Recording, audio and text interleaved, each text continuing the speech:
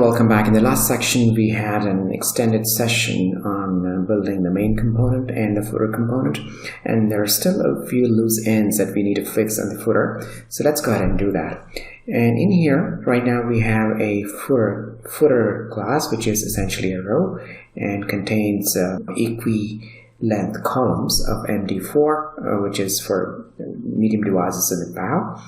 And essentially, we have 3 columns of width 4. So let's give a little bit more styling to the columns, and I'll define another class here called footer-column, and I'm going to make sure I include it for all the sections. Okay, this is section 1, section 2, and section 3. Okay, don't expect to see any changes straight away because obviously we don't have anything to define for that particular class yet. Okay, so let's go ahead and define that here. Say footer column, and in here what I'm going to do is I'm going to say display of flex for each column, and I'll say flex direction of column. Okay, all right, let's say align items of center. Let's save this and see if it actually gives us anything, a different look. No, not right now. Okay, so let's say align items center. Okay, that's better. Super. And let me also justify the content. Say center. Okay, super. That's looking great.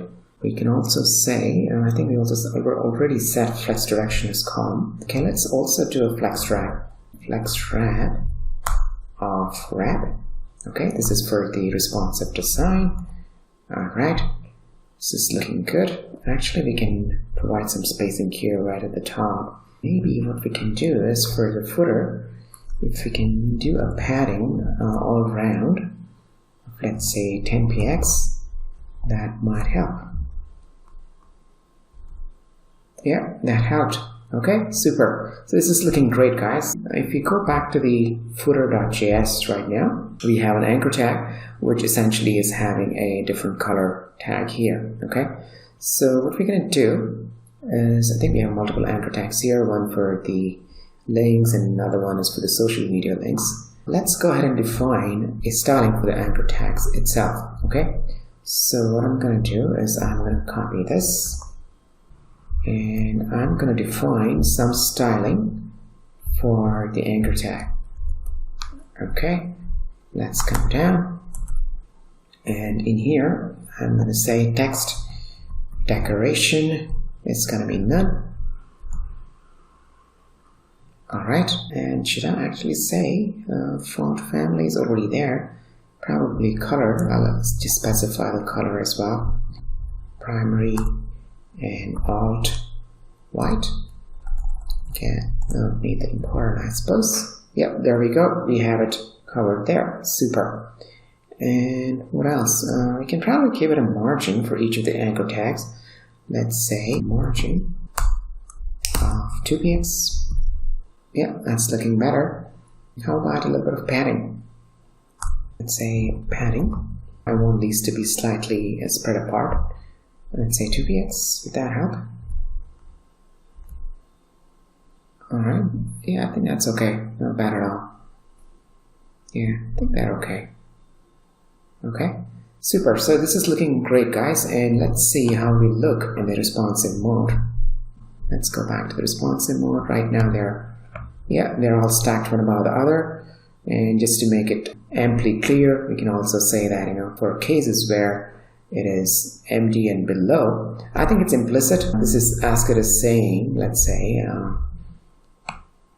this is as good as saying, for MD and MD medium devices and above, I need 4 columns. Anything below, I need column of 12 size. So that's what it means. If I do this, there's no change, okay? But we'll just make it explicit here. So let's go ahead and do that. Call of -12, and here as well, right at the top. Call -12.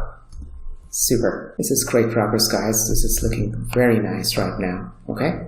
And it's very responsive. This is on iPhone. If you want to check it in, let's say Pixel 2, and this is how it looks like. All right, not bad at all. Okay, what else can we do here? We can actually go, so if you look here, there are other couple of things that I want to address. Look here, there is actually a scroll bar on the horizontal x-axis, right? So I don't want that to be there. So let's go ahead and address that. And the way we can do that is by actually specifying the overflow for the x-axis. Okay, so let me go ahead, and I think I'll just go ahead and close this one, close this as well, close this, and open the app.css file. Okay, because we want this to be applied across the board, right? We go ahead and collapse this sidebar, and I'll go straight into the body. And in here, what I'm going to do is I'll say overflow for X, right? I want it to be hidden. Overflow X to be hidden. Okay, I washed it up a little bit. Okay, super. So that's gone there, right? And we also want to style our scroll bar here. Right now it looks standard scroll bar that's coming along with the browser. If you want a specialized scroll bar for the IndieCafe app, we can do so.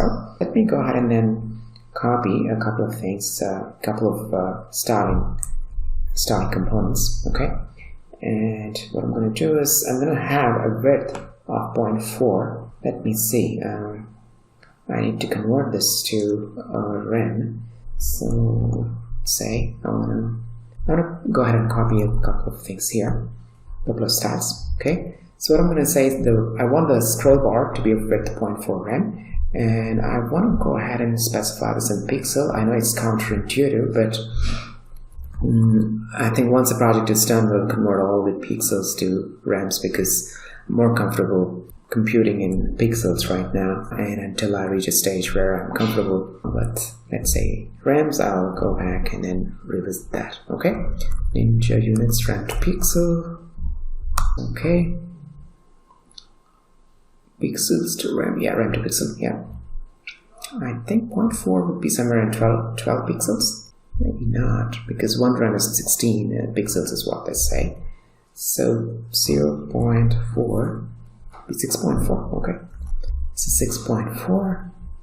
Let's go ahead and stick that in. 6.4 px. Okay, let me close it. Let's see what I get here. Oops, not here. I need to save this one. Yeah, it's already slimmed down version right now. Okay, but right now there is no color. It is actually gray, but it's not visible. I'm going to go ahead and give a color to that. The first thing is I'm going to specify a background color. All right, and by giving this specific styling here, it's going to be primary white, and I also want a different color for the thumb itself.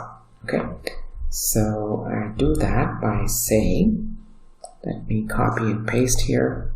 And this is going to be, I'm going to say a background and with a color where primary, and give it a purple color. Okay, let's see what happens. Yeah, we get a purple colored scroll bar here. I'll also give it a border radius so that it looks it's a little edgy and squarish right now. I just want to make it a little rounded. I'll go ahead and say border radius, border hyphen radius of 8px. Okay, super. So this is looking nice right now. We have come a long way here. So we've defined the navbar, we have the main content, we have the footer. So we have the components, the fundamental components, which can come in very handy as we go forward and build our app. This is excellent progress. Okay, so let's take a pause here, and the next section, what we're going to do is we'll talk about continuous integration and deployment, and we'll essentially discuss how we can maintain our source code in a safe place, so it is not lost in case we lose our laptops or our hard disk, right, crashes and stuff like that, right?